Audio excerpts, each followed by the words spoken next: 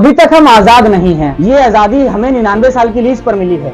जब 99 साल खत्म हो जाएंगे तो दोबारा ब्रिटिश हम पे राज करने आएंगे। ऐसा ही कुछ मैसेज आपके घर में या आपके फोन पे व्हाट्सएप पे आता होगा। ये वीडियो उन लोगों के लिए है जिन लोगों को लगता है कि 2014 से पहले या नरेंद्र मोदी जी के प्रधानमंत्री बनने से पहले देश में कुछ था ही नहीं।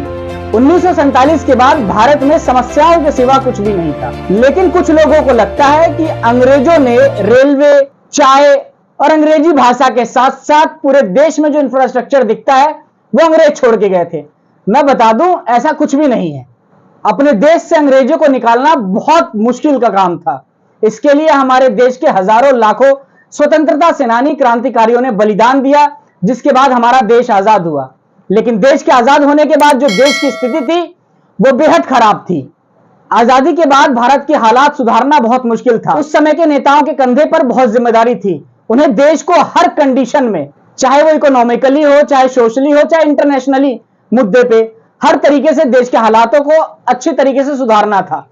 आप सोच कर देखो, भारत का वो दौर जब देश में 80% लोगों को पढ़ना लिखना नहीं आता था।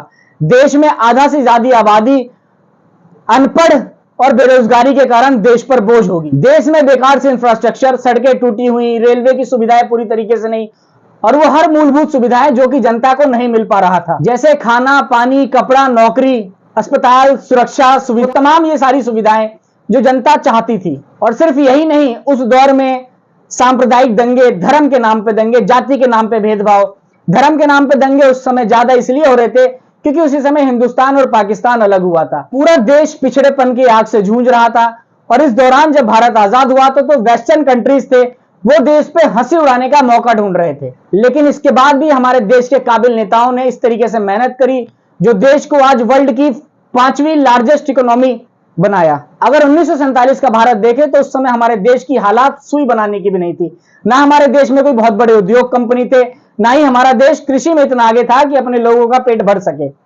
लेकिन अगर बात करें 1947 से 2014 के बीच के सफर की, तो मैं आपको इस वीडियो के माध्यम से बता दूं कि जब तक हमारा देश मोबाइल से लेकर मेट्रो तक का आविष्कार कर चुका था, जब तक हमारे देश के सड़कों पे मारुति कार से लेकर मर्सिडीज बेंज तक दौड़ रही थी, जो हमारे देश का जो फौजी है वो पूरे विश्व में टॉप 3 कंट्रीज में थे। हमारा देश आईटी हब बन चुका था। हमारे देश में टीसीएस, इंफोसिस, विप्रो जैसी कंपनियों ने झंडे गाड़ रखे थे जो पूरे विश्व में भारत को पहचान दिलाने का काम कर रहे थे। हमारे देश का इसरो चांद पर तिरंगा फहरा चुका था। 2011 तक हमारा लिटरेसी रेट भी 74% तक पहुंच चुका था। इतना ही नहीं, देश में 300 से ज्यादा यूनिवर्सिटीज खुल चुकी थी।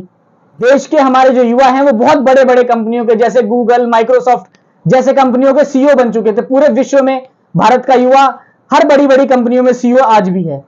हमारे देश में एम्स और आईआईटी जैसे वर्ल्ड टॉप क्लास के कॉलेजेस हैं। हमारे देश में बाहर के एजुकेशन के लिए आते हैं। आज भारत में बड़ी बड़ी कंपनियां देश में आके स्टार्टअप कर रही हैं क्योंकि वो देश की ताकत को समझ रही हैं, देश के मार्केट को समझने का काम कर। आज हमारा देश एग्रीकल्चर में भी बेस्ट है। हम बाहर के देशों में जैसे दाल, चावल, चीनी, चाय पत्ती, ये चीजें हम बाहर एक्सपोर्ट करने का काम कर रहे हैं। इन तमाम चीजों की वजह से आज हम वर्ल्ड में बेस्ट पावरफुल हैं। आज हमारे पास न्यूक्लियर शक्ति है। लेकिन गौर करने वाली बात यह है कि ये सारी चीजें जो हैं वो कोई एक रात में नहीं आई, या कोई परी ने आके जादू का डंडा नहीं घुमाया। जो देश की जो हालात है 1947 से 2014 तक तमाम इतने बड़े बड़े बदलाव हुए, इतने बड़े बड़े इंफ्रास्ट्रक्चर लगे और देश इतना बड़ा, इतनी तरक्की कर गया।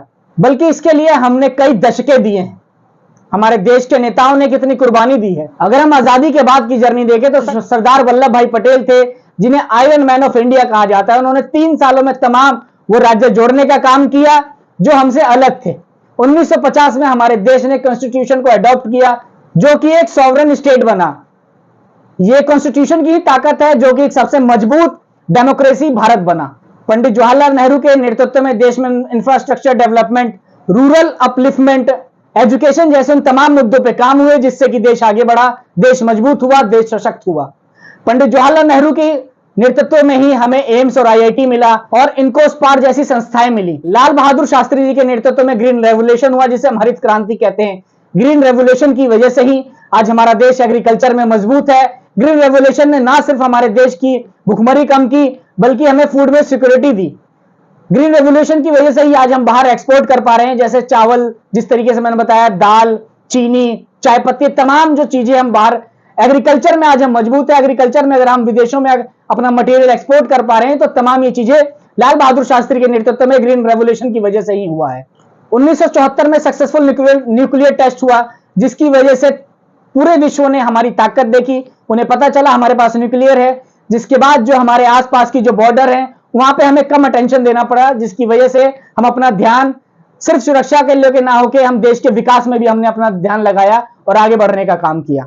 इंडिया की स्पेस एजेंसी इसरो, जो पहले इनकोस्पार्क थी, उसने चंद्रयान मंगलयान पे तिरंगा लहराने का काम किया, देश की उपस्थिति दर्ज करवाने का काम किया।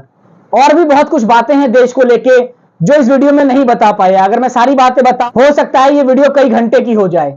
तो दोस्तों, ये वो भारत है जो 1947 के बाद 2014 तक का आजाद भारत है। जिन लोगों को लगता है कि 2014 से पहले कुछ नहीं था, या जिन लोगों को लगता है कि आजादी के बाद हमें कुछ हमारे नेताओं ने कुछ नहीं किया, ये उन लोगों के लिए मैं वीडियो लेके आया था। अगर आपको लगता है कि ये वीडियो देश के लोगों तक और जानी चाहिए, देश के लोगों को जानकारी मिलनी चाहिए, तो आप ये वीडियो ज्यादा से ज्यादा शेयर करने का काम करें और मेरे आप चैनल को सब्सक्राइब करें, बेल आइकन जरूर दबाएं ताकि आपको आने वाली इसी तरीके की वीडियो का अपडेट मिलता रहे। जय हिंद, जय भारत।